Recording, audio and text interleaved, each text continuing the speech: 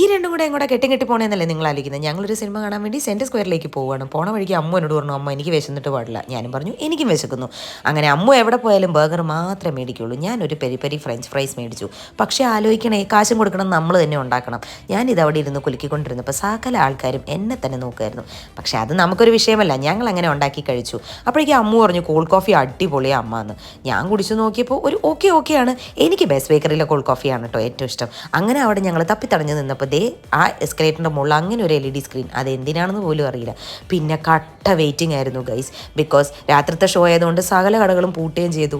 Cinema തുടങ്ങാൻ 1/4 മണിക്കൂറുണ്ടായിരുന്നു. അങ്ങനെ finally പോസ്റ്റൊക്കെ കഴിഞ്ഞ് ഞങ്ങളിതേ ഒരു സാധനവും വാങ്ങിക്കൊണ്ട് പോവുകയാണ്. അമ്മുൻ്റെ കയ്യിൽ ആ സാധനം എന്താണെന്നല്ലേ ദേ കണ്ടോളൂ, അതൊരു ചൈൽഡ് സീറ്റാണ്.